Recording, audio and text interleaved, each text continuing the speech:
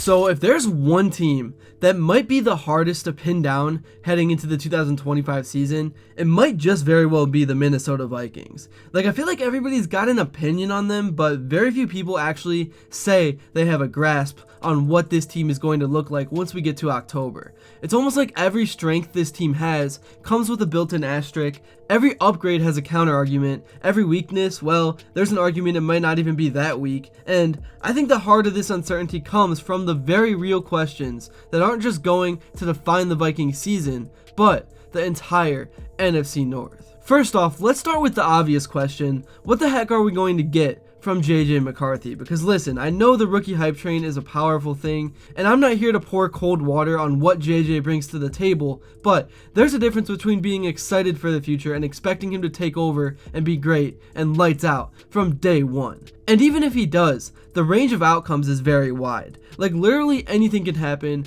Are we going to get the ultra efficient, composed passer we saw in Michigan's playoff run? Or is he going to need time to get used to the speed and complexity of NFL defenses? And if he stumbles early, what kind of leash does Kevin O'Connell give him? Will he stick it out with JJ or revert to Sam Howell eventually, the now veteran backup acquired from Seattle, who's quietly held his own behind the scenes but has not found his way to be successful in this league? Obviously, the leash won't be short. You can't bench a rookie. That just ruins confidence and really in general can ruin a rookie QB's career. But basically, my point is the NFC North might actually lay on JJ McCarthy's shoulders and how fast he can pick up the offense and execute. This QB question becomes even juicier when you layer it over the division narrative. Take the Bears, for instance. Everyone is intrigued by Caleb Williams, and I get it. He's a top pick, a Heisman winner. He's can't miss stuff. But their ceiling isn't determined solely by his cannon arm. It hinges on how well Ben Johnson builds the offense around him.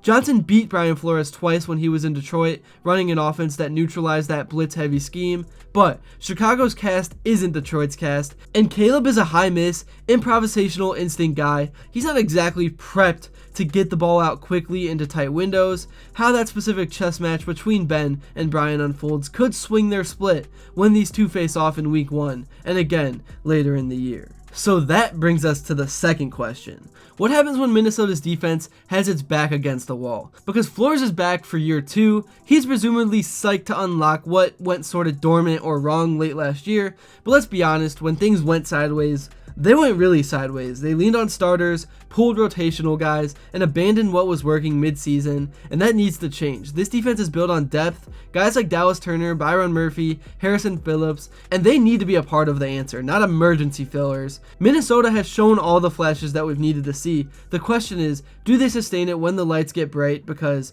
they have yet to prove that. But I'll give them a break. It literally was just one season since they have been on this new path. Now, let's talk more about the division's big dog, Detroit. Minnesota hasn't beaten the Lions in nearly 1,000 days, which is pretty wild to me. Dan Campbell's squad has owned them, but this year, I think things might be different, not because Detroit's collapsed, but because they lost key pillars. Frank Ragnow retired at center, and Ben Johnson moved to Chicago as a head coach. Now they're sliding rookie Tate Ratledge from guard to center, an enormous leap in what is a very critical role, and the Vikings will definitely be designing stunts and blitzes to stress test that interior from day one. Whether it's Turner Phillips or creating two-gapping, all that kind of stuff, that's going to be the focus. If Minnesota is finally going to break through, those matchups have to go differently. They have to not only win them, they have to dominate. But overall, Detroit still remains pretty talent-rich. They're a well-rounded team. You can't beat them by gambling. That isn't sustainable. If the Vikings are going to get out of this division, they have to out-execute the Lions, exploit some of the staff gaps, particularly on the offensive end. They have to challenge that rookie-heavy interior, and for once,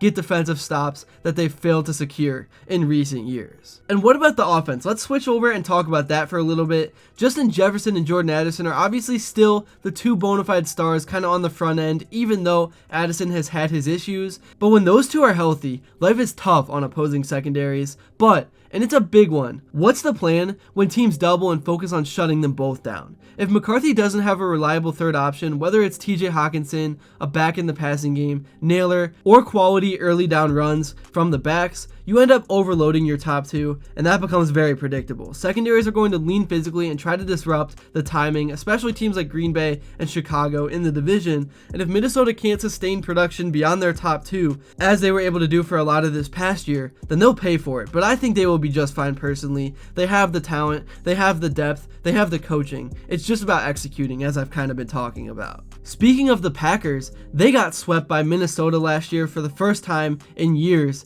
and that definitely felt pretty dang good if you're a Minnesota fan. But Green Bay still has a lot of talent. Jordan Love's kind of been a roller coaster, but if he stabilizes himself and avoids the bad turnovers, they can beat anyone. The key for Minnesota is, can your corners match up? With Byron Murphy entrenched and guys like Blackman, Harrison Smith, and a few others on the other side, the talent's there, but can they make it stick? That's the million-dollar question.